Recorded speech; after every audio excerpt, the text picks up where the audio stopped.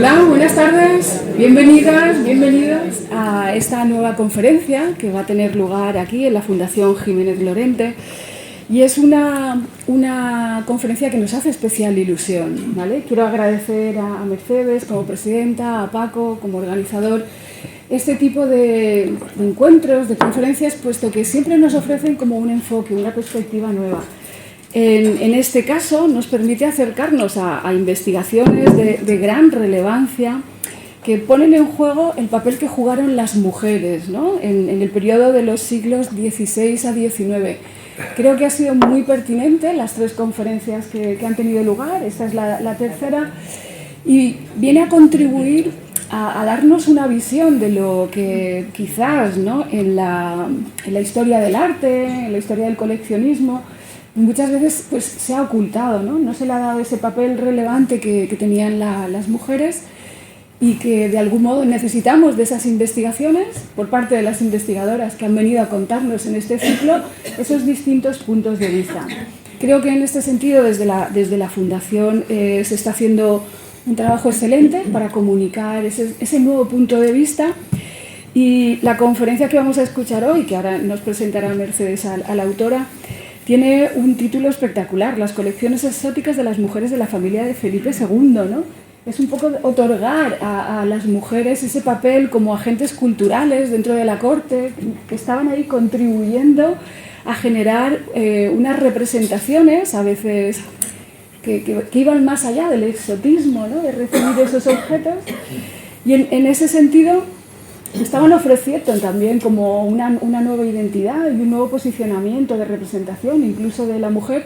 Entonces me parece un tema que está muy presente en los discursos de hoy, que los vamos a estudiar desde esa perspectiva histórica y que van a contribuir, ¿no? a reconocer el papel que tuvieron las mujeres, ese papel tan relevante, ¿no? en la tradición de la creación de colecciones históricas. Yo solo quería daros la bienvenida, felicitar a la Fundación. Siempre es un honor estar aquí compartiendo estas conferencias tan bien seleccionadas, que nos ilustran y que son amenas y que nos hacen compartir un conocimiento que a lo mejor durante un tiempo ha sido silenciado, pero que salen a la luz.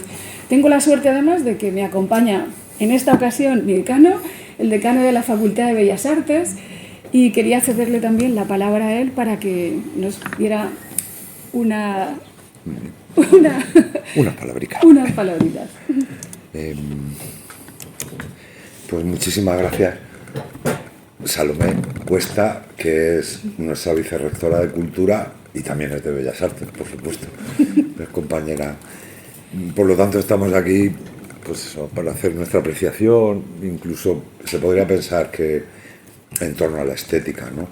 Bueno, más allá de eso, creo que efectivamente estamos en una época en la que afortunadamente estamos haciendo el reconocimiento a las mujeres, a nuestras mujeres, un reconocimiento que no se había hecho hasta ahora, ¿no? Y que por fin ha llegado, no solo en el terreno de la historia o de la ciencia, o en todos los ámbitos, en la medicina. Últimamente ya sabéis que se está descubriendo que hay medicamentos que no han funcionado con las mujeres, jamás, porque se han hecho según un patrón masculino. Creo que es el signo de los tiempos. Y bueno, coincidiendo con este signo de los tiempos, tenemos un ciclo de conferencias maravilloso, que relaciona precisamente a esas mujeres muy valientes, que fueron muy valientes con la conquista de Indias. En general, aunque hay más cosas en este ciclo de conferencias, ¿no? La conquista de Indias es un tema apasionante. De hecho, el inicio, la inauguración del año académico corrió a cargo de Lola Higuera, una mujer fantástica de 82 años, la primera buceadora de la Armada, arqueóloga submarina, ha datado más de 2.000 derelictos de naufragios de galeones españoles, cargados o no de oro. Casi es lo de menos, son cápsulas de la historia, ¿no? En realidad. Y es una mujer la que ha hecho eso. Las mujeres demostraron, creo, por lo que he leído, por lo que nos contó incluso Lola Higuera, la mujer ha tenido, las mujeres españolas en este caso, tuvieron un papel importantísimo en la conquista de India. Eran las valedoras de todo esto que vamos a ver ahora, me imagino. Y eran las que aportaban a la conquista ese punto de humanidad que en los relatos fantásticos parece que no existía. Todo lo contrario.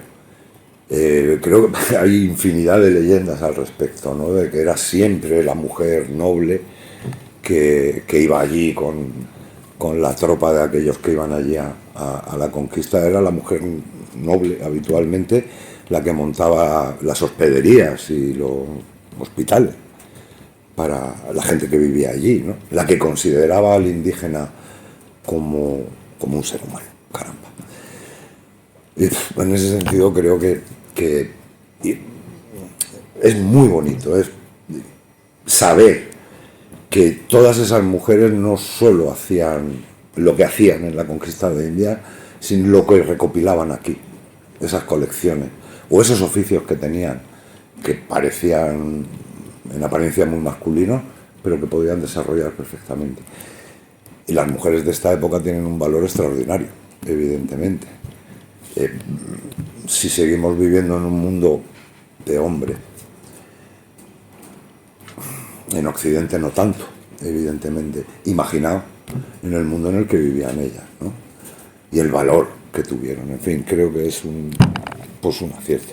Ya el mismo título, las colecciones exóticas de las mujeres de la familia, de la corte de Felipe II, cuando el imperio estaba en todo lo suyo, cuando se estaba recogiendo absolutamente todo lo que venía de India, de la conquista de India. El trabajo que tenían desde luego era ingente y creo que definitivamente lo hicieron muy bien, y sin ellas no hubiese existido nada de esto. Así que, bueno, ahora le paso la palabra antes que a Almudena Pérez de Tudela, que permitidme, le he tenido la curiosidad de preguntarle, porque el apellido Pérez de Tudela me imagino que les suena a todos ustedes. A mí de lo que me suena es del escalador maravilloso, con esa barba negra profunda, que subía el Naranjo de Bulnes, en los años 70. Y efectivamente es familiar suyo. De Pérez de Tudela, que era de origen valenciano, ¿no? En fin. Y ahora pues está volviendo con las colecciones exóticas de las mujeres de Felipe II. Bueno, le paso la palabra a Mercedes Jiménez, primero presidenta de la Fundación Jiménez de Lorente. Por favor. Hola, muchas gracias, Pepe Galindo, por tu presentación. Bueno, bienvenidos todos a esta tercera y última conferencia organizada por esta fundación dentro del ciclo La mujer en la gran aventura oceánica española, silencios y avatares. Es un placer para nosotros recibiros a todos y os agradecemos sinceramente vuestra presencia en esta tarde calurosa. Los que han podido acompañarnos en las anteriores conferencias han podido disfrutar de la disertación de dos fantásticas historiadoras, Magdalena de Pachi Pi Corrales y Lola Higueras. Esta última, como ya he mencionado, ha sido nombrada hace unos días doctora honoris causa por esta Universidad Politécnica, propuesta, entre otros, por esta fundación. Podéis imaginar el orgullo y la alegría que supone para nosotros contar con ponentes de este nivel. Para los que no hayáis podido venir en las dos ocasiones anteriores, os diré que están colgadas en YouTube las dos conferencias en nuestro canal oficial y podéis disfrutarlas en cualquier momento. Vale la pena.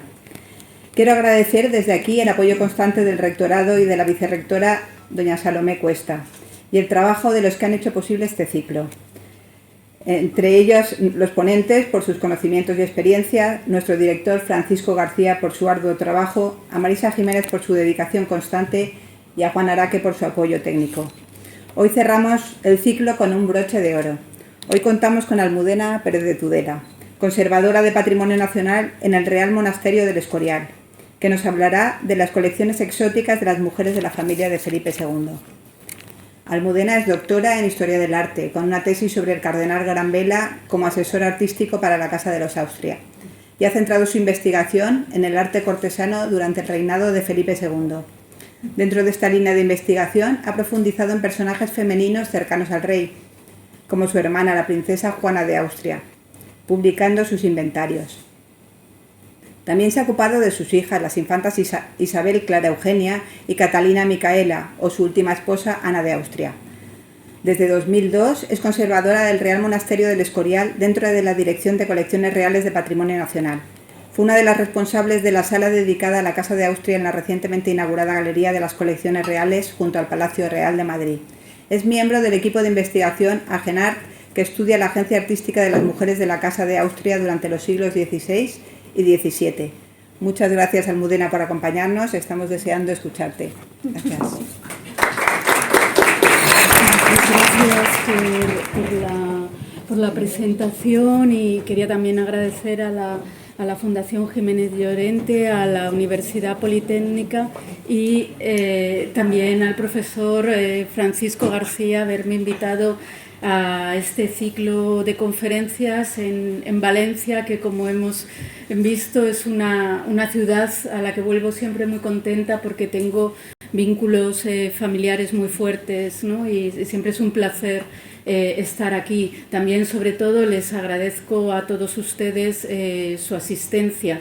Al principio, cuando el profesor García me invitó, yo no sabía muy bien cómo enlazar este tema de las mujeres de la familia de la Casa de Austria con el reto del océano, pero luego pensé que muchas de ellas habían desarrollado importantes cargos políticos, como gobernadoras incluso, y entonces tuvieron muchísima relación. No fueron físicamente nunca, por ejemplo, a América, pero sí estaban totalmente al día de todas las novedades que supuso los Nuevos Mundos o Axia, y lo iremos viendo porque esto se reflejará en sus colecciones. Por eso he empezado con Margarita de Austria, la tía de Carlos V, casada primeramente con el infante don Juan, que eso le permitió tener un acceso al lujo de la corte de Isabel la Católica, que ella es una de las primeras mujeres que tienen un interés por América, obviamente, ¿no? Y ella estuvo un tiempo en relación con esta corte, luego queda viuda y es finalmente gobernadora de los Países Bajos en lugar de su sobrino, de Carlos V, ¿no? Por su sobrino Carlos V. Y ella sintetiza un poco el paso de la Cámara del Tesoro medieval, donde había también muchos de estos objetos venidos de África, de otras civilizaciones exóticas, extrañas, ¿no?, para el mundo europeo, y el paso ya verdaderamente a la Kunstkammer, a la Cámara de Maravillas, al coleccionismo manierista de la segunda mitad, sobre todo del siglo XVI. Me gusta este retrato porque se ve que fue una gran coleccionista de tapices, como gobernadora de los Países Bajos.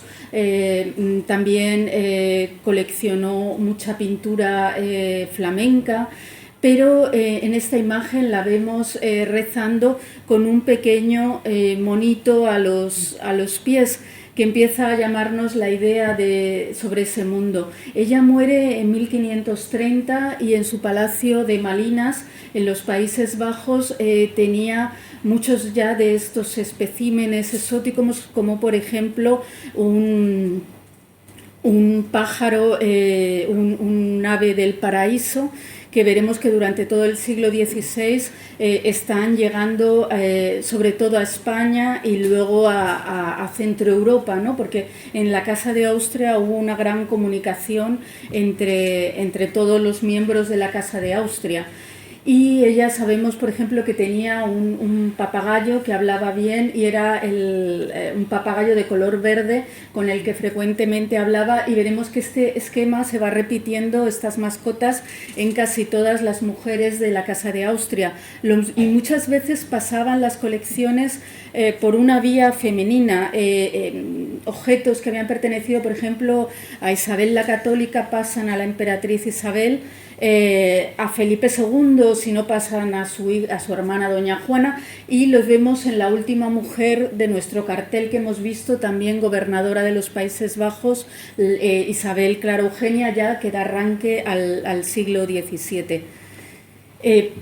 La primera persona ya en la vida de Felipe II muy relacionada con Portugal es lógicamente su madre, la emperatriz Isabel, que todos tenemos la imagen esta póstuma de Tiziano, pero que se parecía mucho más a la otra imagen que les muestro de un pintor flamenco. Y la emperatriz Isabel trajo muchos de los objetos del lujo portugués a la corte española, estos famosos gatos de Algalia, de los que les hablaré en la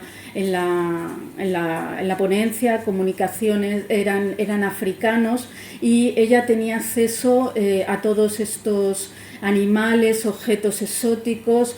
Todavía no habían llegado ya masivamente las porcelanas, pero siempre el puerto de Lisboa fue una entrada junto a Sevilla en España de todas estas nuevas novedades de ultramar.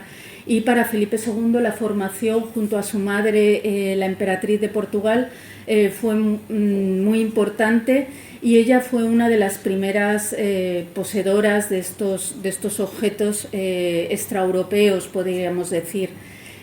Pero también quería llamar la atención sobre la tía de Felipe II, la hermana de Carlos V, Catalina de Austria. Catalina era la menor de todos los hermanos. Nació ya cuando su padre, Felipe el Hermoso, había muerto, y se convirtió en reina de Portugal al casarse con Juan III. Murió en 1578 y fue la primera coleccionista de objetos orientales de una forma masiva, porcelanas, sobre todo chinas. Piensen desde los alfares de China, lo que era la venida de todos estos barcos a Lisboa, cargados de porcelana. Normalmente eran unas porcelanas de lo que se conoce dentro de la dinastía Ming, azul y blancas, que eran dedicadas sobre todo a la exportación, pero sabemos que Felipe II, sobre todo en su época ya que a partir del año 80 en Portugal, consigue porcelanas de altísima calidad. Él distinguía entre unas y otras. Eso nos habla en las cartas a sus hijas, a las infantas Isabel Clara Eugenia y Catalina Micaela, y en las excavaciones del Palacio Real de Madrid hemos encontrado una porcelana, un fragmento de porcelana con los 5 garras de un dragón, que esa porcelana solo estaba destinada a la familia imperial china. Es una verdadera excentricidad que haya llegado hasta Madrid. Pero la porcelana normalmente era la porcelana azul y blanca, que se denominaba también de caraca, porque venía en estas carracas, en estas embarcaciones, y por eso era una porcelana de exportación.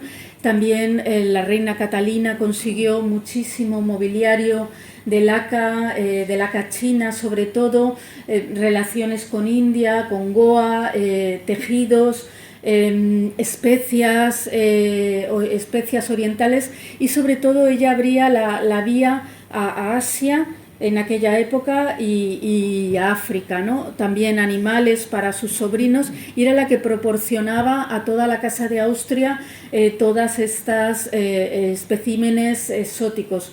Ya les digo, hasta su muerte en 1578. Luego ellos, en cambio, había una reciprocidad, se enviaban retratos para unir todas las ramas de la familia, ¿no? Como ahora hacemos con los retratos familiares, y de Centro Europa sobre todo venían imágenes religiosas, reliquias, o sea, había una comunicación entre ambas ramas. Ella también proporcionó estas porcelanas, también muchos regalos a su otra hermana, María de Hungría, que fue una de las patronas más importantes artísticas en la época. Sustituyó a su tía Margarita de Austria, que hemos visto a partir de 1530 que fallece, y es gobernadora de los Países Bajos en nombre siempre de su hermano Carlos V hasta 1556, que todos se desplazan los tres hermanos a España. Hay que pensar que también a Bruselas es donde llega parte del tesoro de Montezuma. Ellas tenían su propia colección, pero luego también es muy importante que conocían las piezas, algunas más importantes, que pudieron llegar a Carlos V o luego después a Felipe II, que eran, por ejemplo, este famoso tesoro de arte plumario de Montezuma. Y María de Hungría fue la gran patrona, por una parte, de Tiziano. Fue una de las que encargan mayores tapices, las series más importantes de tapices flamencos, la serie de Pavía, incluso la serie de la conquista de Túnez la encarga María de Hungría, no su hermano Carlos V. Ella es un poco lo que hemos hablado antes. A Carlos V lo que le interesaban eran las armaduras y bueno, y guerrear un poco. Y María de Hungría era la que está detrás del famoso retrato de Carlos V en Milver, de la serie de tapices de Tiziano, de Túnez, y todos estas colecciones se las trae con ella a España, y fue fundamental para la formación de Felipe II. El felicísimo viaje que hace a los Países Bajos, conoce las colecciones de su tía, y esto le abre los ojos para ser uno de los mecenas y coleccionistas más importantes de la época. Y María, y lo mismo su hermana viuda Leonor, reina primero de Portugal y luego de Francia, estuvo casada con Francisco I, estaban continuamente recibiendo todos estos regalos de su hermana Catalina de Portugal.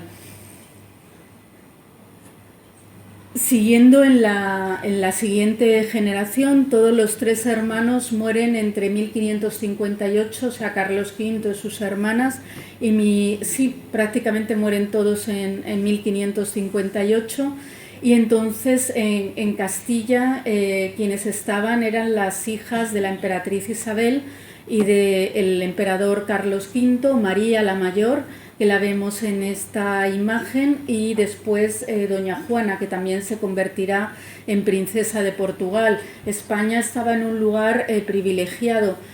María nació en 1528 y muere en 1603, pero en 1551 se casa con Maximiliano de Austria, el futuro emperador, y residen en Valladolid porque son gobernadores en lugar de Carlos V, de los reinos de Castilla.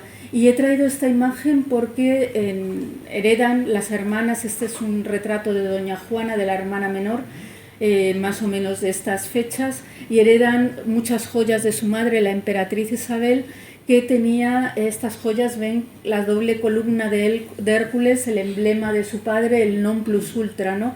Estas mujeres con sus colecciones fueron más allá de los reinos de Castilla o de Centro Europa, donde ellas se movieron, y ya en este momento llegaban a Lisboa y a Sevilla muchísimos más cargamentos, y se aficionaron mucho a todos estos especímenes exóticos. De hecho, cuando María y Maximiliano abandonan la corte española en 1551, lo hacen acompañados del elefante Suleimán, un regalo de Catalina de Austria a su nieto, el joven príncipe Don Carlos, el desafortunado príncipe Don Carlos, que al principio en la corte de Castilla quedaron un poco desconcertados porque decían, ¿qué hacemos con un elefante? Ellos estaban viviendo entonces en Aranda del Duero, en Burgos, y el gobernador de Juana lo quiere desviar un poco a Aranjuez y dice, allí encontrará mucha mejor comida. y a ellos les fascina tanto este mundo que una de las cosas que se llevan, el elefante muere al poco de llegar a Viena, pero era tal su importancia que con sus huesos se hizo una mesa y con unas inscripciones, y todavía hoy se conserva en las colecciones austriacas. Aquí vemos a la familia ya de María y Maximiliano, después de haber abandonado la corte española de Valladolid, ya en Centro Europa, y esta niña que les acompaña es la reina Ana de Austria, que había nacido en Cigales y que se convertirá en la cuarta y última esposa de Felipe II. También uno de esos niños es Rodolfo II, el emperador, que junto a Felipe II, su tío, fue casi mucho más que su tío, el gran coleccionista de objetos exóticos en la ciudad de Praga, en su Cámara de Maravillas. Se vendrá a educar a España con su tío Felipe II, y aquí les vemos a los niños de jovencitos, ¿no? Y él siempre recordará todo lo que vio en el Alcázar de Madrid, y también fue el prometido siempre de Isabel Clara Eugenia, de su prima. Nunca se llegarán a casar, pero desde niños siempre se les emparejó. Les explico un poco estas circunstancias familiares porque a veces nos perdemos. Volvemos un poco al pasado, cuando todavía Felipe II era príncipe, y en 1544 se casa con su prima María Manuela de Portugal, hija de Catalina de Austria y de Juan III de Portugal. Y aquí ya vemos que aunque la princesa va vestido con más lujo respecto al reino de Castilla, siempre los portugueses vestirán de colores más vivos y con mayor lujo respecto a los castellanos, y lleva, aparte de las magníficas joyas, porque de Oriente también venían grandes rubíes, grandes diamantes que tallaban aquí o en Lisboa los mayores orfebres, y convertían estas piedras en grandes joyas que van pasando de generación en generación, sobre todo de mujeres. Vemos que aquí ella luce una joya, no se ve mucho en detalle, pero tiene un rubí, un diamante que por detrás se ponía con un reflejo negro, y una perla. Esta joya la veremos pasar por Isabel de Valois hasta llegar a Isabel Clara Eugenia. Y aparte de esas joyas, de Portugal también llegaron los habanos leque, que se llamaban, venían de Japón, lo utilizaban ahora aquí son herederos de nuestros abanicos. Era uno de los accesorios que hasta el momento no se había utilizado, lo utilizaban los japoneses, los hombres japoneses y la nobleza japonesa, y llegan primero a Portugal, luego a Castilla, y era una de las cosas que se difundirá por todas las cortes europeas hasta la actualidad, ¿no? Y eran lacados al principio y van evolucionando, ¿no?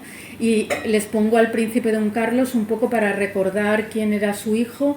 Nace en 1545 y María Manuela de Portugal muere de sobreparto.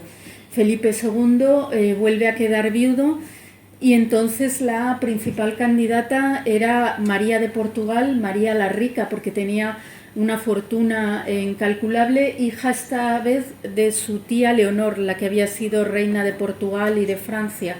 Y aquí la vemos precisamente retratada con uno de esos habanos leque. Muchas veces también el tocado, había tejidos portugueses y indios que llegaban como estas redecillas en las que se sujetan el pelo, y continuamente había este tráfico de mercancías desde Lisboa a la corte española.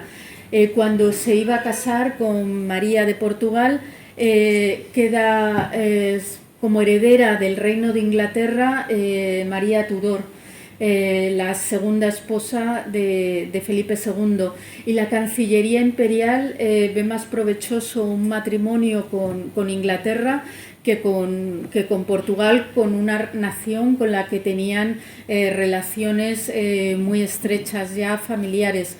Entonces, María Tudor hay que pensar que había sido prometida de su padre, del rey Carlos V, y entonces en 1554 Felipe II va a casarse a Londres con María Tudor, es rey de Inglaterra hasta 1558. Hay que pensar que Felipe II es un rey que luego mandará a la Gran Armada, la Armada Invencible, contra un reino en el que él había tenido parte. Pero María Tudor era mayor que Felipe II, no consigue tener un hijo y es la menos permeable a todas estas colecciones exóticas. Sí que la vemos con los guantes españoles, este accesorio, y que estos guantes se perfumaban, entre otras sustancias, con ámbar. Hay todas estas mujeres de la Casa de Austria, por ejemplo, Juana de Austria, tenía las medidas de todos sus familiares, de las manos, confeccionaban ellas mismas con sus damas estos guantes y muchos de ellos se perfumaban con flores de aquí del Reino de Valencia, pero también otros con ámbar. El ámbar también se ponía dentro de las joyas, perfumaba los cueros, y ahora han hecho un experimento muy interesante en el Museo del Prado el año pasado, que era que pusieron un guante con esos olores que podía tener ese ámbar, ¿no? Porque también una de las sustancias más importantes también de Asia, sobre todo, era una especie de resina, era el benjuí, que tenía un olor muy parecido a la vainilla, y hacían pebetes como el moderno incienso, se quemaban, y también nos ayuda un poco a saber cómo olerían también esos palacios, ¿no? Porque ahora los vemos un poco musealizados, recreados, pero no vemos ni a los animales que había, ni la vida que tenían esos palacios. Entonces, por eso el Museo del Prado hizo este experimento de que te podías meter dentro del guante y oler cómo olerían esos guantes. Pero más allá de esto, y de algún diamante muy importante que le regaló su suegro, tallado por Jacopo de Trezzo, que sí que tenía un origen de la emperatriz Isabel, y sus magníficas joyas, no fue tan proclive a los especímenes exóticos. Ella muere en 1558 y la siguiente reina, en 1560, es la francesa Isabel de Valois. En ese momento convenía también una paz con Francia, con Enrique II, que de hecho murió en los torneos que celebraban el matrimonio de su hija, y llegó a España Isabel de la Paz. Primero la corte residía en Toledo y después, a partir de 1561, en Madrid. Isabel de Valois, sobre todo, era la madre de las infantitas Isabel Clara Eugenia y Catalina Micaela, que nacerían en 1566, 1567, pero ella muere en 1568. Apenas llegan a conocer a su madre, y por eso fueron tuteladas por su tía Juana de Austria. En este momento sabemos que Isabel de Valois, a pesar de ser tan francesa en su educación, a través de la princesa doña Juana, la intentan un poco españolizar, por así decirlo, vestida a la española, como la vemos con esta saya, las joyas, pero también tenía la influencia muy poderosa de su madre, de Catalina de Medici, una gran experta en perfumes, en farmacopea, y esto contrastó con todo lo que ella aprendió en España. Y Catalina de Austria, sabemos que la envió mesas chinas, y que en su colección sí que había algunos especímenes, sobre todo estas mesas lacadas negras con pequeñas pinturas doradas chinas, algún escritorio, y todo esto convivía con todo lo que ella pudo traer de Francia, y con otras manufacturas europeas, como los tapices o la silla que vemos en esta imagen. Para también un poco, Isabel de Valois era una niña cuando viene a la corte española, tenía 14 años, y entonces es muy importante la princesa doña Juana, la hermana del rey, y también las nobles de la familia. La camarera mayor es la duquesa de Alba, la mujer del gran duque. Y la duquesa de Alba siempre sabemos que compró a mercaderes portugueses porcelanas, porcelanas chinas, objetos de carey, de concha de tortuga para la reina. Y luego también ese papel lo seguirá haciendo con las jóvenes infantitas, incluso hasta casi cuando ellas son mayores. Sabemos que en el Alcázar tenían un armario con todas las porcelanas y brincos que se llamaban en la época, porque eran bujerías o brincos, objetos de poca importancia, todas estas porcelanas junto a vidrios de Venecia o cerámica de Talavera de la Reina, sobre todo. Entonces no solo era la familia real, sino también la alta nobleza, como la camarera de la reina, que estaba en torno a estas niñas, que fueron quienes verdaderamente la educaron al morir su madre. Un personaje importantísimo para los objetos exóticos, orientales, sobre todo, fue doña Juana de Austria, la hermana menor de María y de Felipe II, que ella nace en 1535, fallece en 1573 y en 1551-52 se casa con el príncipe don Juan, un príncipe portugués, hijo de Catalina de Austria y de don Manuel, de don Juan III, y se va desde Valladolid, de donde residía la corte, a Lisboa. Allí entra en contacto con las colecciones de su suegra y a la vez tía Catalina de Austria, quien ya desde años anteriores la estaba enviando todos estos objetos, joyas orientales, abanicos, porcelanas, para un poco habituarla, porque ya se había concertado el matrimonio. Y aquí la vemos, ella, bueno, es una historia un poco triste, porque ella tiene un hijo, don Sebastián de Portugal, y nada más nacer, bebé, lo tiene que abandonar en 1554, se queda viuda, su marido muere y se tiene que venir a Castilla como gobernadora porque su hermano se iba a casar con María Tudor en 1554 a Portugal. Es gobernadora hasta que regresa su hermano en 1559 y es por ella por la que pasan todos los consejos y por donde llegan todas las noticias de América y quien en definitiva toma todas esas decisiones. Y esta imagen la he traído porque lleva las puntas de su toca unidas, en vez de por un joyel, por un rubí cabujón de la India, que aparecerá en todos sus inventarios. Es rojo, no sé si lo ven, y es como además era un rubí berrueco. El problema de las colecciones reales españolas es que todo lo que sabemos por documentación inmensa que llegó, no se ha conservado prácticamente nada. Lo tenemos que conocer por otras piezas que se conservan en otros museos, en la Kunstkammer de Viena y en la École d'Ambras de Fernando II del Tirol, que eran otros grandes coleccionistas de objetos americanos y asiáticos. Pues es una especie, bueno, en el retrato es una especie de rubí más o menos de este tamaño, berrueco quiere decir sin tallar, que le une con una montura de oro las puntas de su toca.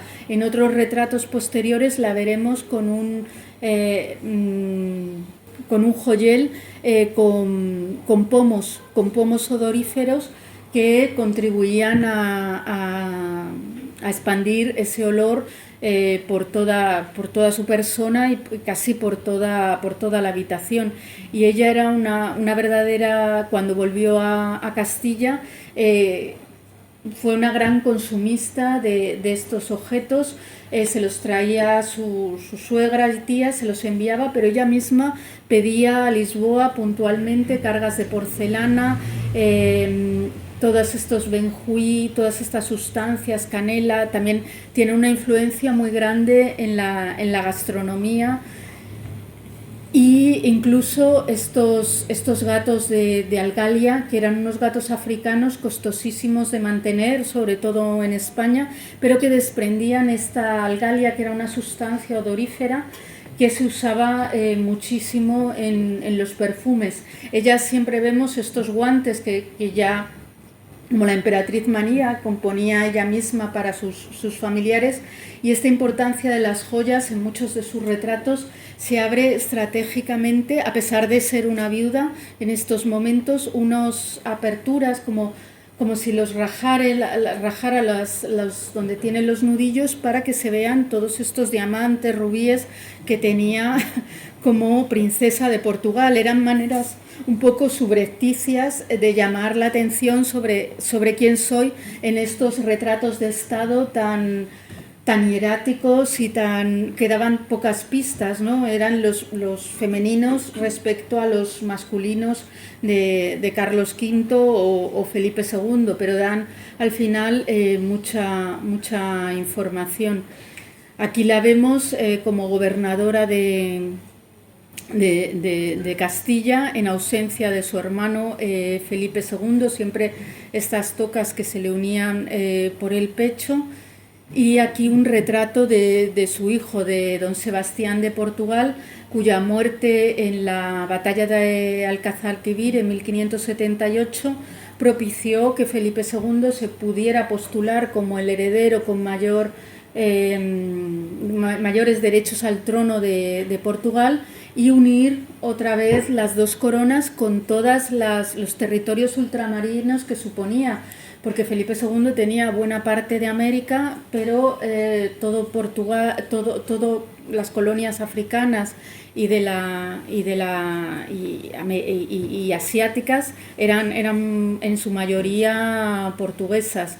Entonces también don Sebastián estaba continuamente intercambiando todos estos regalos con su madre y con la familia real española.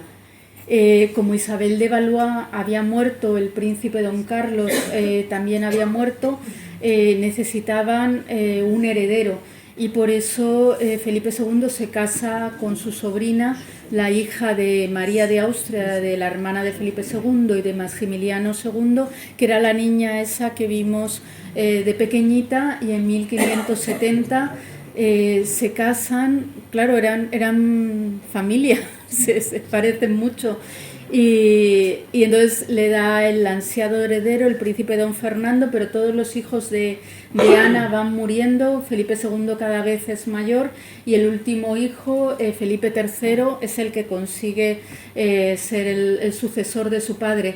Y les traía esta foto porque Ana era una verdadera apasionada de los objetos orientales.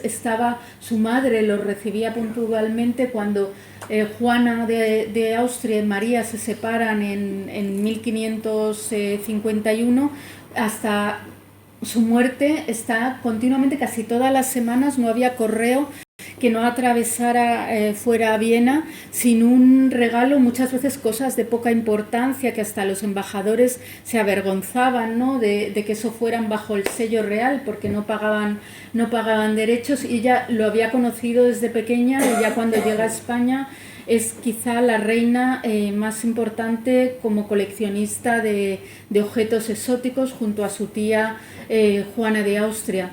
El problema es que los inventarios de Juana de Austria los conocemos bastante bien y podemos saber todos los objetos que disponía en su muerte en 1573, pero de Ana solo tenemos su contabilidad o sus inventarios muy parciales, pero podemos imaginar que era una gran coleccionista de porcelanas, de objetos orientales, como lo habían sido también sus padres en Viena. Maximiliano, a los jardines de Viena se hacía enviar simientes de albaricoque, de simientes traídas de América.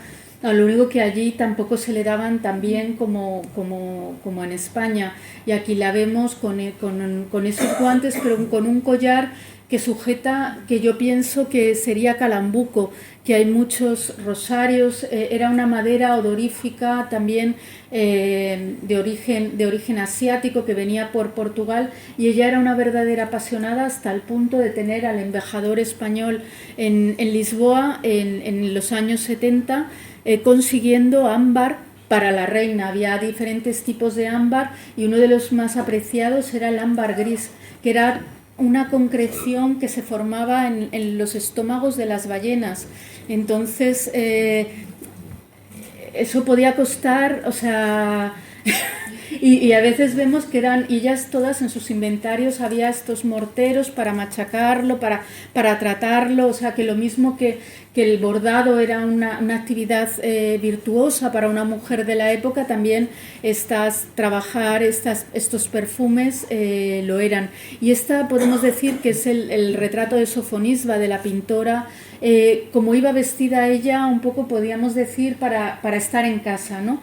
Y cuando se ponía el calambuco, pero luego aquí les traigo un retrato de estado prácticamente de unos años anteriores, pero bueno, muy similares, que ya viste la saya, el traje tradicional femenino cortesano, y vemos por ejemplo el mismo joyel que habíamos visto antes en María Manuela de Portugal, y que veremos en algunos retratos de Isabel Clara Eugenia, como estas grandes joyas iban pasando de generación en generación por vía femenina, y luego ya lo único que en el siglo XVII cambian las modas de las joyas y se transforman, y también por su valor se pierden, ¿no?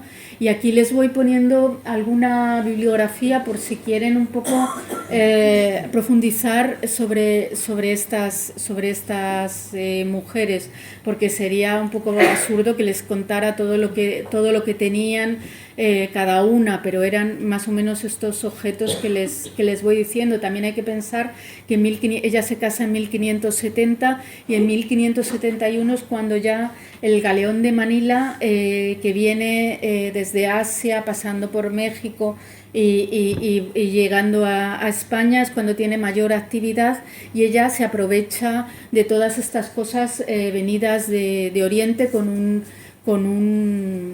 comercio mucho más activo que el que había en años anteriores. Y aquí les pongo un retrato de Jacopo da Trezzo, como estos joyeros, por ejemplo, de origen italiano. Hay que pensar que Milán en aquel momento era también un territorio de la monarquía española, era un súbdito de Felipe II, como transforman estos materiales, sobre todo estas joyas que llegan de Oriente, y las tallan a la europea. Y también veremos en muchas de estas cajas que se han conservado como relicarios que vienen de Oriente, se montan con pedrería de estos orfebres a la europea, ¿no? Y Jacopo da Trezzo fue uno de los que tuvo mayor acceso a todas estas joyas que venían también de Oriente. Luego las hijas del rey, Catalina Micaela, que se convirtió en duquesa de Saboya, la menor, las hijas de Isabel de Valois, que siempre tuvieron un interés por todo lo exótico desde pequeñitas, desde la corte de que vivía su madre con la princesa Doña Juana, a la que se retiraban en numerosas ocasiones, la duquesa de Alba, y ellas desde pequeñitas tuvieron estos armarios en los que tenían sus porcelanas, también comían en platos de porcelana. Veremos en el siglo XVII que la porcelana, los cuencos de porcelana muchas veces se usaban para tomar consomé, para tomar sopas, para tomar frutas delicadas, y normalmente se guardaban en estos armarios que las infantas tenían en su parte del alcázar junto a escritorios donde guardaban sus joyas, y siempre convivieron todos estos especímenes orientales con todo el arte europeo. Catalina Micaela se casa en 1584 con el duque de Saboya, y hay que pensar que la abuela del duque de Saboya, Beatriz de Portugal, era hermana de la emperatriz Isabel. Y entonces también en Saboya, en Turín, a pesar de ser un territorio italiano, siempre hubo un interés por lo exótico, por esta huella que dejó Beatriz, y el duque de Saboya tenía agentes buscándole en España objetos orientales para el Palacio de Turín. O sea que cuando llegó la infanta no era algo totalmente nuevo, lo único que ella españolizó totalmente la corte de Turín.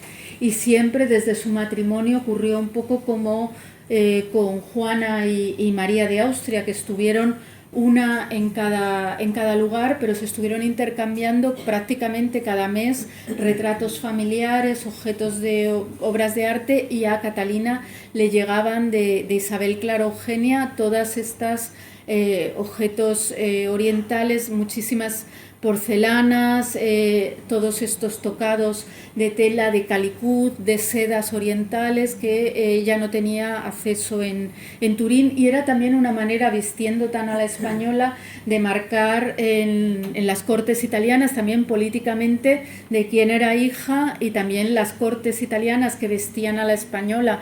Pensemos en los duques de Mantua, se diferenciaban de los sus filias y sus fobias políticas, ¿no? No era solo algo casual, ¿no?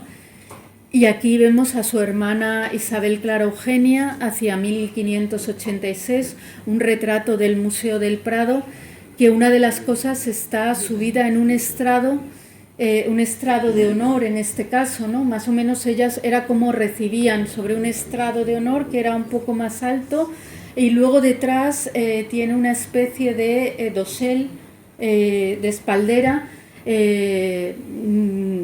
y ese estrado está vestido con una alfombra persa, la misma o muy parecida a la que veíamos en el retrato de María Manuela de Portugal, que la primera esposa de Felipe II. O sea, que no solo era el mobiliario, las joyas que vestían, sino también por ejemplo, las alcatifas que llamaban, que venían de Turquía, de Persia, y eran verdaderamente magníficas. Y también vemos en el sombrero el joyel que habíamos visto de María Manuela, del diamante, la perla y el rubí, el retrato de su padre, un poco para mostrar quién era su padre, y junto a ella, en contraste, la enana Magdalena Ruiz, que tenía a las mascotas, que no son sino dos monos titís, que venían de Brasil, de la selva brasileña, y un profesor brasileño nos contó, a Leticia Ruiz y a mí, en el Museo del Prado, que los han identificado a estos monos titís, pero que es una especie hoy extinta, que están ahí retratados en la imagen de la infanta. Muchos morirían porque venían cargados, y luego estos monos, ella tenía sus mascotas occidentales, podemos decir, como perritos falderos, las chovas, que eran una especie de cuervos que se hace traer a los Países Bajos, claro, como nosotros las mascotas, y también estos monitos que muchas veces escapaban y hacían barrabasadas. Eso es lo que les digo, que los museos hoy los vemos todo, no se puede tocar nada, pero por ejemplo estos monos se comieron los órganos del Escorial con gran enfado de Felipe II, ¿no? Entonces se escapaban, o sea, eran muy, muy divertidos, y ella se retrata con sus mascotas.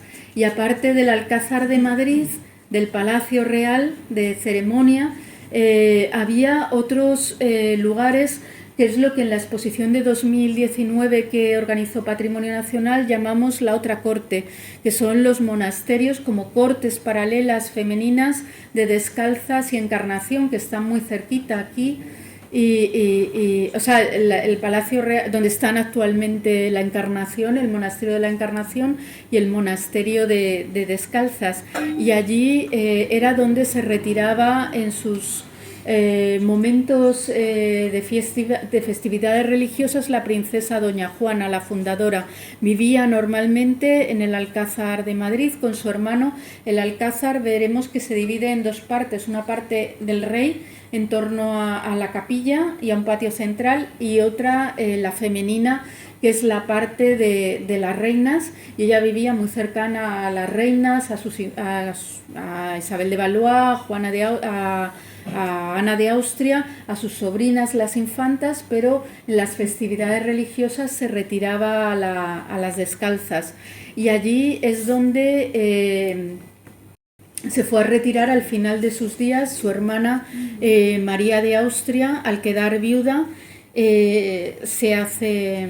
no llega a profesar, va vestida de viuda, no de monja. Su hija sí que profesará, y está en la parte del cuarto real de las descalzas. Una parte es el monasterio y otra el palacio. Son esos palacios de la tradición española, de palacio adosado a monasterio, como Guadalupe con los Reyes Católicos, el propio monasterio del Escorial, y en este caso las descalzas reales. Y también la vemos con estos collares que muchas veces pueden tener esa procedencia exótica, lo mismo que el paternoster con las cuentas y la calavera. Muchos de estos paternoster eran de estas cuentas de Benjuig, de las cuentas de Calambuco, que venían de Oriente.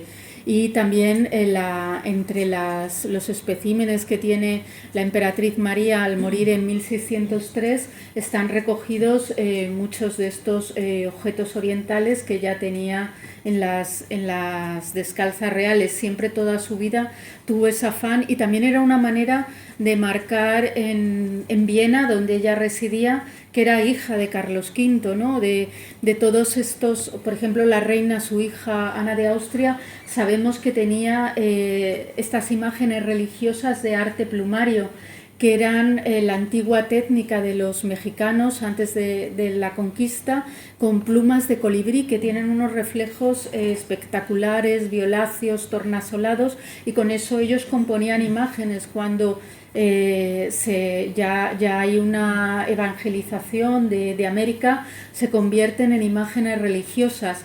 Y ella, sabemos, por ejemplo, que tenía retablos, y la princesa Doña Juana, de este arte plumario. También el contacto con sus damas, algunas llegaron, como hemos visto, a virreinas, y le regalaban desde México o desde Nueva España, que se diría en aquel momento, al volver o desde allí le traían también estas imágenes religiosas americanas, que causaron también gran éxito. Pero quizá una de los objetos más numerosos también y apreciados era la porcelana.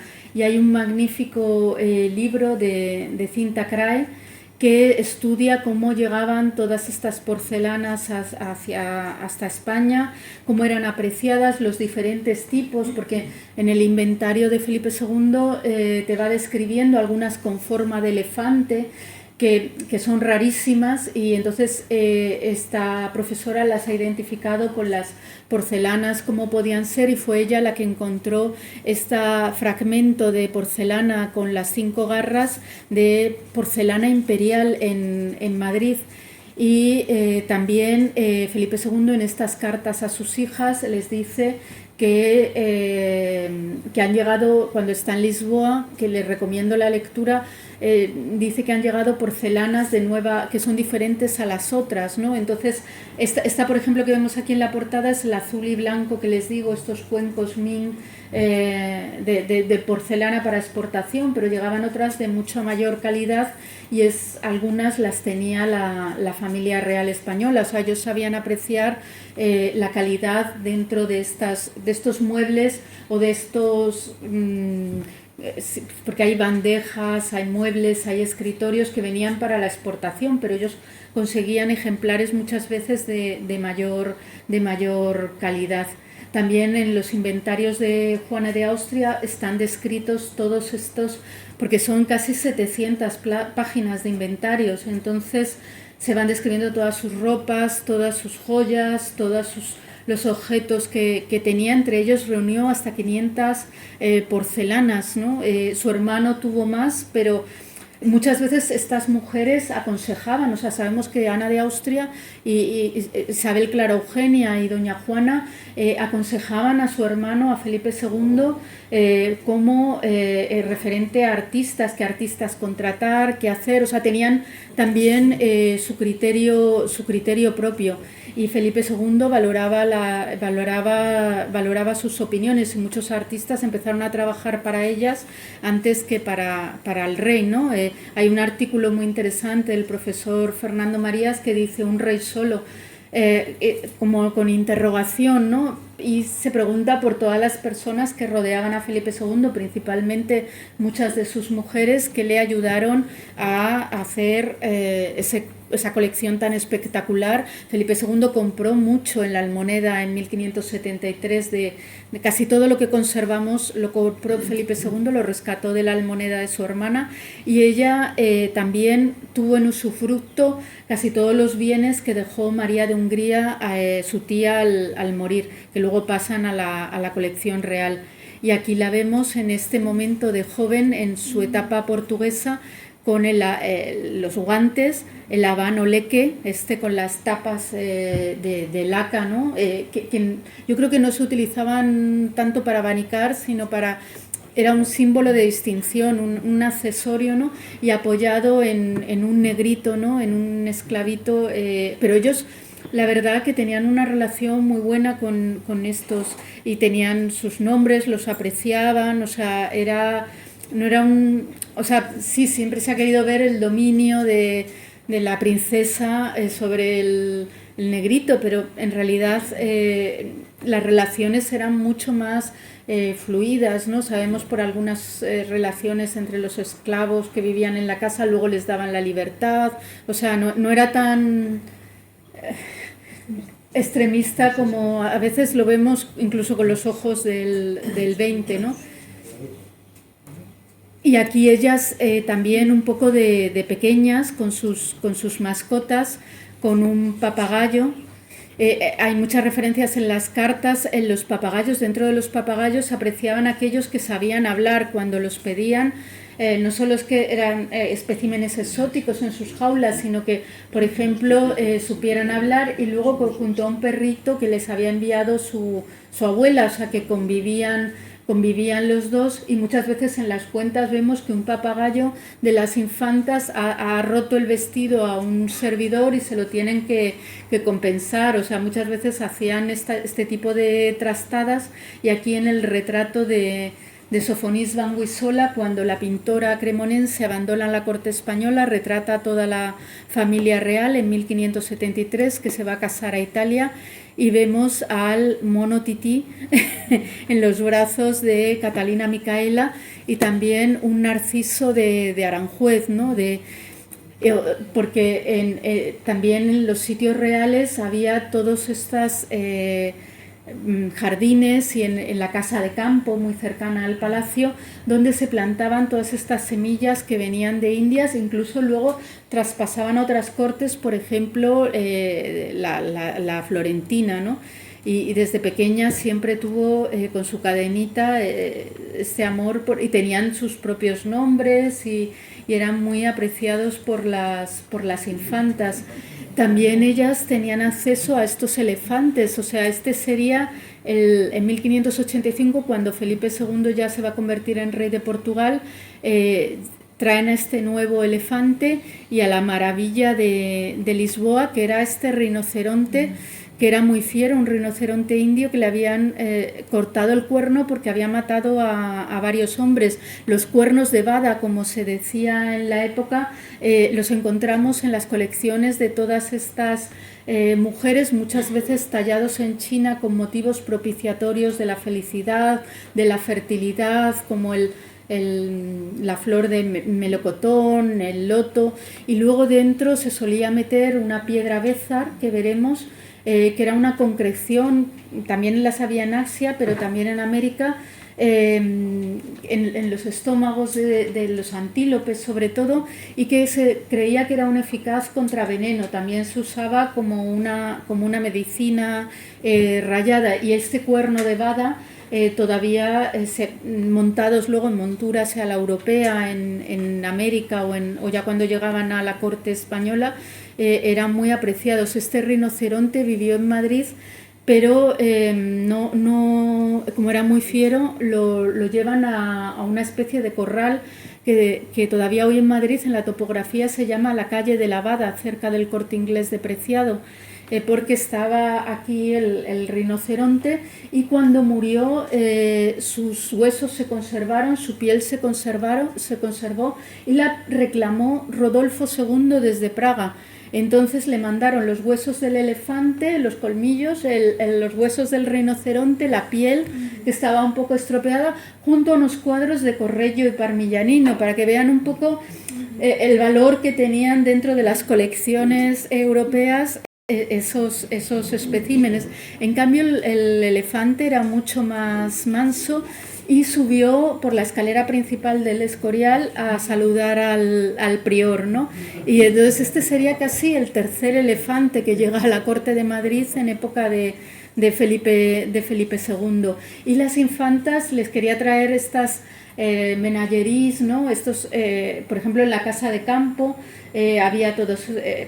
que era el palacio más cercano campestre a Madrid, cuando no se podían trasladar al Pardo o Aranjuez, y entonces estaban llenos de todos estos animales, y también era una manera para los visitantes que venían de fuera de saber que Felipe II dominaba todo el mundo casi prácticamente conocido, y las infantas y las mujeres de la Casa de Austria tenían acceso a estos animales, ¿no? Lo mismo que tenían acceso a las colecciones del rey Felipe II. Aquí les traigo Aranjuez, que dentro de donde la familia real en las jornadas se iban a pasar la primavera, ¿no? Porque era un jardín con flores, con el río Tajo bañándolo, y junto a esculturas antiquizantes que había en el jardín de la isla, que era estaban también una casa de pájaros exóticos, y también un destilatorio que tenía un flamenco, pero muchas veces eran destilaciones con flores de allí, pero otras veces allí se experimentaba un poco, y en la Casa de Campo con todas estas simientes que venían de América o de Asia, y las plantaban, veían cómo funcionaban, la utilidad, ¿no? Y es uno de los primeros sitios, por ejemplo, donde llegaron los tulipanes de Turquía, que eran dificilísimos, los bulbos, pero vinieron a través... Claro, Turquía era el principal enemigo, entonces vinieron a través de Flandes, y venían también árboles europeos, y hasta hace muy poco hubo camellos. Aquí les pongo una foto se ve aquí un pequeño, yo no sé, el cursor no se ve, ¿no? Cuando señala, se ve. Sí, y había también avestruces, entre otras animales, que era algo que llamaba mucho la atención a los viajeros. Felipe II también, una de las cosas que vincula con a la corona, a las colecciones, es el primero que funda las colecciones españolas, porque antes se vendía casi todo y había que comprarlo. O sea, si lo querías recuperar, tenías que, la almoneda de Isabel la Católica, había que comprarlo para que pasara otra vez a la corona. Pero se celebra una almoneda, una venta pública de bienes cuando muere, pero vincula los tapices, entre otras cosas, la joya, el joyel rico que se llamaba, que estaba formado por el diamante El Estanque y la perla peregrina, que se pescó en América y que él la consiguió para Margarita de Austria, para su nuera, la futura reina de España, porque ya había muerto Ana de Austria en aquel momento, y los cuernos de rinoceronte, que era lo que se consideraba, porque el rinoceronte era un animal mitológico que cuando metía los cuernos el cuerno en el agua la purificaba, y para él era una maravilla. Reunió como 5 cuernos, perdón, de unicornio, me he equivocado, sí, de unicornio, y entonces en realidad eran cuernos de narval. estos peces era la defensa, ¿no? Y él esto se complacía mucho en enseñárselo a su mujer, a Isabel de Valois. Todo esto se guardaba en el guardajoyas, que era donde se guardaba lo más selecto, como de América, por ejemplo, esmeraldas que tenían formas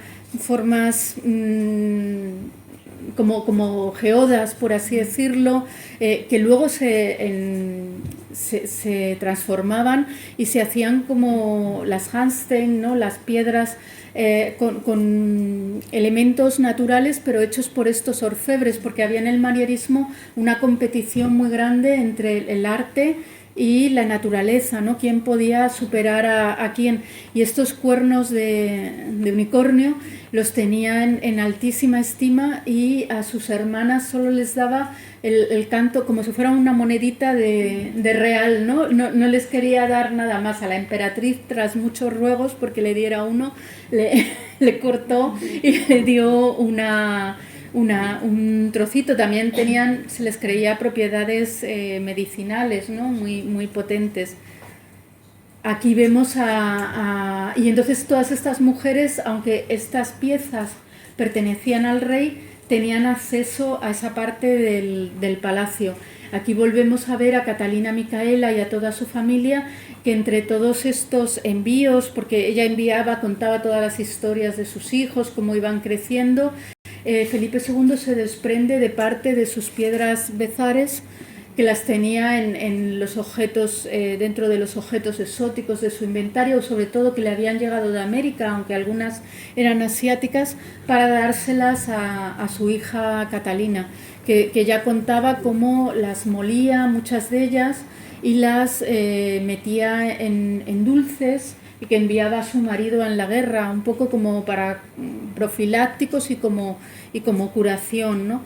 Y aquí vemos, por ejemplo, este intercambio entre las dos hermanas, entre Catalina Micaela y Isabel Clara Eugenia, está estudiado aquí en este trabajo, y se ven todos estos envíos continuos de objetos exóticos, desde la corte de Madrid a la de Turín. Junto a la emperatriz María, en 1580, 80-81, viene su hija, la infanta Margarita, que cuando llegan a la corte madrileña en 1583, un poco después, pasan a residir al cuarto real de las Descalzas Reales, y ella profesa verdaderamente como monja en las Descalzas Reales, y esta también era una gran apasionada, hermana de Rodolfo II. Ya cuando están en Portugal, cuando va allí Felipe II a la anexión, le envía a su hermano Rodolfo un perro de la China que no tenía pelo.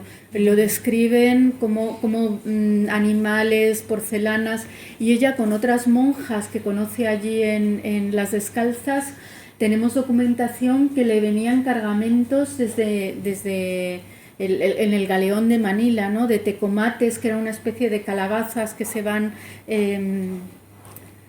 como haciendo incisiones y dibujos artísticos, y fue otra de las grandes coleccionistas de objetos orientales, esta vez en un entorno monástico, porque era con lo que se había ella educado, ¿no? en las Descalzas Reales. Y gracias a que muchos de estos recipientes, podemos decir, como escritorios, etcétera, se han convertido en relicarios, es gracias a lo que los conservamos hoy día, porque los demás que estarían todos los palacios llenos se han perdido. Aquí, para contrastar con estos elementos orientales, les pongo los otros objetos que convivían con ellos, manufacturas de lujo flamencas, y en este caso una manufactura de lujo milanesa, que fue el regalo que hizo el duque de Saboya cuando viene a casarse con Catalina Micaela a Isabel Clara Eugenia. También a pesar de su trabajo pagano en estos cristales de roca, se ha conservado porque la infanta lo donó como relicario al Escorial. Si no, también sería una pieza que hubiéramos perdido. Y el Alcázar de Madrid era el antiguo palacio donde se conservaban yo me atrevería a decir, la colección de arte más importante de la época.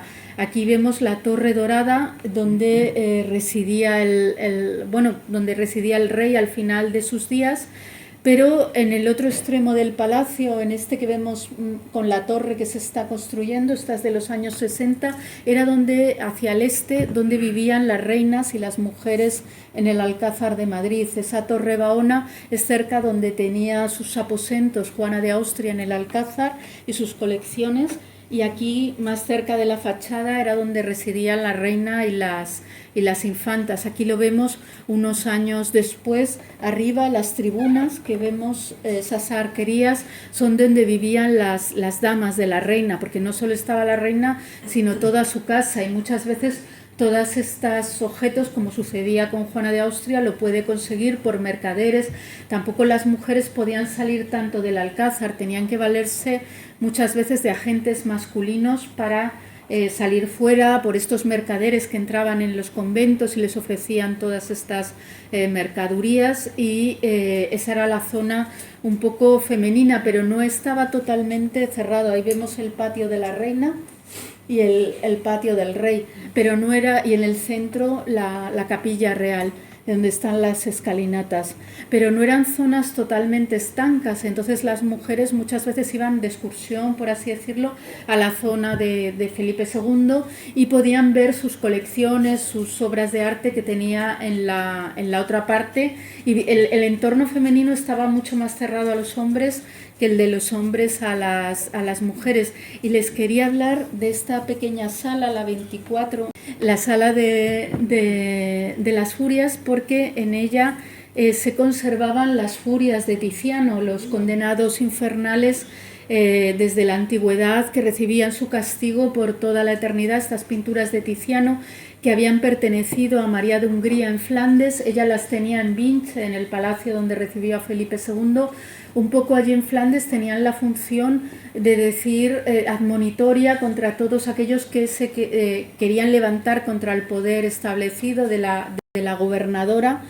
Pero cuando llegan a la colección real de Felipe II, él las coloca en un dormitorio que unía un poco esa sala, después de esa sala larga, esa pequeñita, y unía un poco la parte del rey con la de la reina, y era desde donde Isabel de Valois, en época de Isabel de Valois, se unían el rey y la reina cuando querían dar descendencia a la dinastía, por decirlo de alguna manera.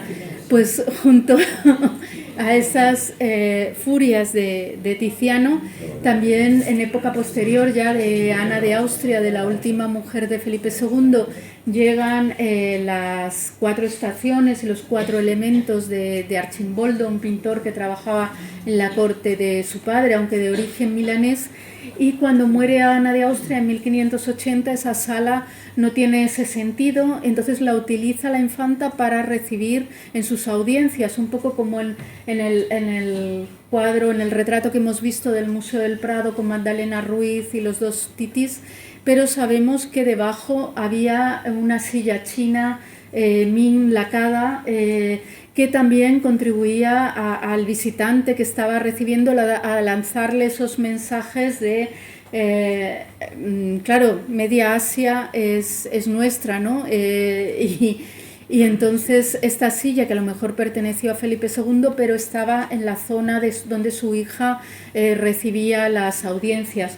Hoy, actualmente, de todos estos mobiliarios y objetos orientales que tenía Felipe II o su hermana Doña Juana, solo nos han quedado prácticamente estas 2 sillas Ming que están en el Escorial y en la galería. Una de ellas la hemos llevado a la Galería de Colecciones Reales, en un espacio dedicado un poco también a América y a Asia, ¿no? Y esta predilección que tenía la infanta Isabel Clara Eugenia por estas porcelanas y por estos objetos orientales que vemos en sus inventarios, quizá condiciona que un jesuita le dedique esta historia natural y moral de las Indias en 1590.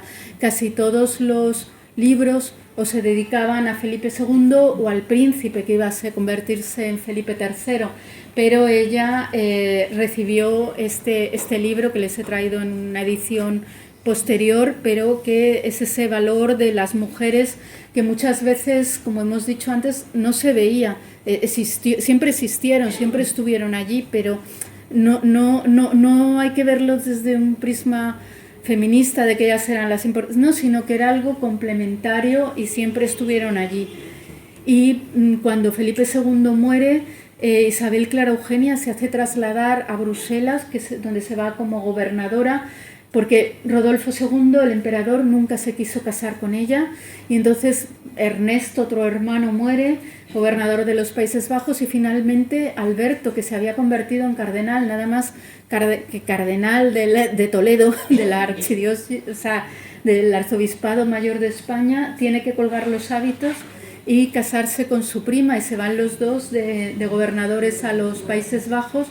Pero Alberto había sido durante unos años, desde que Felipe II deja Portugal en 1583 al 94, gobernador de Portugal. Entonces fue también el que abasteció a toda su familia, a la familia imperial, de todos estos objetos orientales, porque le llegaban a Lisboa directamente.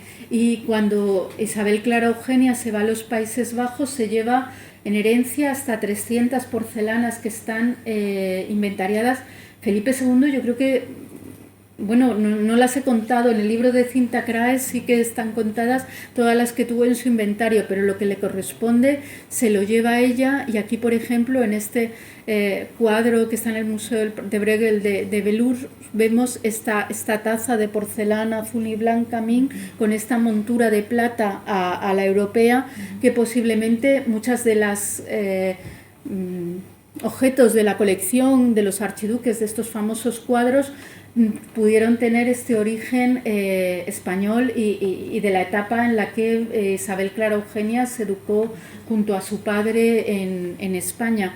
Todo esto lo analiza muy bien un libro que se publicó sobre la infanta Isabel Clara Eugenia, que recoge varios aspectos, desde su niñez a su etapa como gobernadora, también la política allí en Flandes, ¿no? Y también marcaba esos orígenes españoles y también su unión con todas estas colonias. Hay que pensar que en aquel momento Holanda es cuando comienza también, se dividen los Países Bajos del norte y del sur, y Holanda comienza ya a comerciar directamente con todas estas, todos estos territorios, e importar también masivamente porcelanas y objetos orientales. La última reina de la que les quería hablar era de Margarita de Austria, la mujer de Felipe III.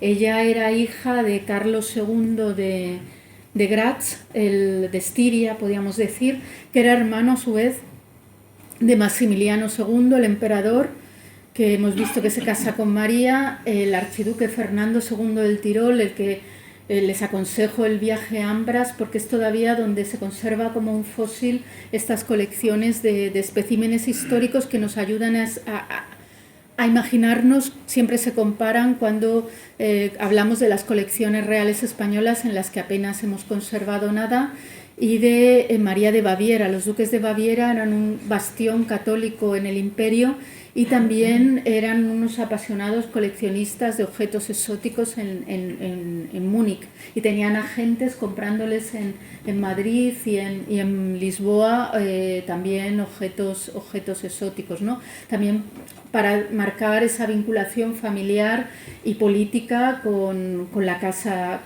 de Austria.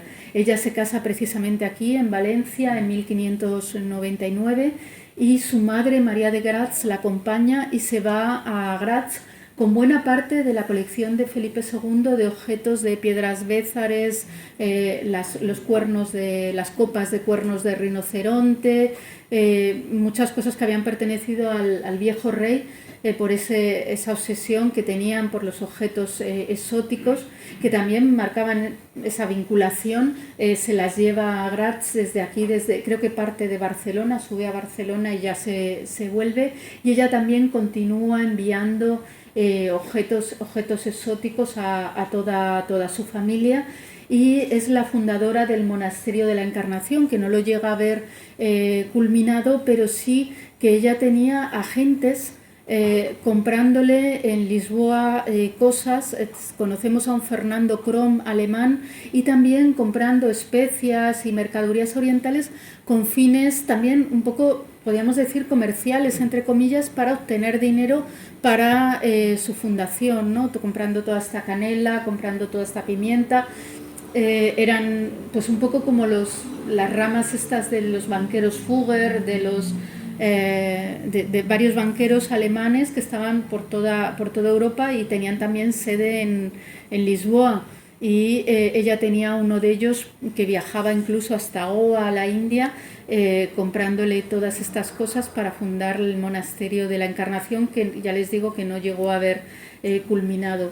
Las únicas piezas prácticamente que quedan en la colección real de esta época, pero que nos ayudan a imaginar la calidad de las otras, son, por ejemplo, este arca que siempre como relicario, o sea, se han conservado en el relicario, por ejemplo, de las Descalzas Reales de Madrid, y ahora tienen la suerte que lo pueden ver en la Galería de Colecciones Reales, un poco descontextualizado, pero ven este arca de laca, de nácar incrustado, de turquesas, rubíes, todas estas piedras orientales, que muchas veces, como en el caso de este arca de Gujarat, de madreperla, se les añade la boca llave con un angelito, algunas piedras de estos joyeros, se hace un mix, ¿no?, entre lo que viene de como las porcelanas o los cuernos, se les hace monturas a la europea, ¿no? Y a estas, en cambio, son un poquito posteriores, japonesas, ya de la Encarnación, porque la Encarnación 1612, nos estamos moviendo un poco ya tras los años de muerte de Margarita de Austria. Y también a las hay americanas, llegaban todas estas arcas y se han conservado como relicarios, pero en la época estaban de uso, la mayoría de ellos era mobiliario de tipo civil para guardar joyas, etc. Tanto es esta unión de estas mujeres con Oriente, que cuando el conservador del monasterio del Escorial, a principios de los años 20, Alfonso XIII, le encarga repristinar el monasterio del Escorial a la época de Felipe II, cuando tiene que decorar, es un poco inventado, con piezas que quedaban en patrimonio, porque las verdaderas no nos han llegado, es una recreación historicista. Tiene que reconstruir el inventario de la infanta, o sea, el dormitorio de la infanta Isabel Clara Eugenia, pues pone un órgano, porque ella era una excelente bailarina, estaba educada como una mujer de la época, pinturas flamencas, etc. Ahí está al fondo nuestro retrato del póster, y a la hora de la cama coge unas gasas orientales que había en Patrimonio Nacional, indias, y las cuelga como estas gasas, porque él se documentó bastante en la cama, que se utilizaban en verano, en invierno eran cortinajes más como tipo tapicerías de terciopelo más tupidos, y en verano se sustituían, por ejemplo, por estas gasas que impedían que llegaran los mosquitos, y esta gasa indoportuguesa todavía hoy se conserva en las habitaciones de Felipe II, de la infanta Isabel Clara Eugenia, aunque nunca perteneció a la infanta, ¿no? Pero ha quedado esa vinculación entre Oriente y estas mujeres en el ideario un poco colectivo. Y luego les he traído, para finalizar, porque les aburriría contándoles todos los cargamentos, lo que son, pero si les interesa profundizar en el tema, hay un número especial del boletín del Jahrbuch del Museo del Kunsthistorische Museo de Viena del 2001, que trata todas estas intercambios exóticos, porque para viajar necesitaban un pasaporte y eso nos ha permitido, para no pagar derechos, por ejemplo, cuando llegaban aquí a Valencia estos cargamentos, si se embarcaban por el puerto de Valencia, los aduaneros, como era otro reino, se llamaban puertos secos y tenían que pagar un diezmo de lo que los aduaneros estimaran que valía el cargamento. Entonces se lo abrían, imagínense estas porcelanas, lo rompían todo, entonces si iban con este pasaporte y el sello real no pagaban y tampoco, sobre todo, no les escudriñaban los aduaneros. Entonces ha sido una documentación que se conserva en el archivo de Simancas muy importante para saber todo este intercambio de objetos, de arquetas como esta de marfil con rubíes y también los intercambios entre María y Juana y los que venían de Portugal en este otro libro en época anterior, y la exposición que hizo Patrimonio Nacional en el 2003, pero es muy interesante, sobre los pocos objetos que se conservan todavía en colección real de procedencia exótica, Oriente en Palacio. Y por último, hablarles del proyecto de investigación I+D de la Agencia Artística de las Mujeres de la Casa de Austria, que, como ven, tienen algunos desplegables como publicaciones y un blog donde hablan de muchas de estas piezas, tanto en el 16 como en el 17. Y muchas gracias por su atención.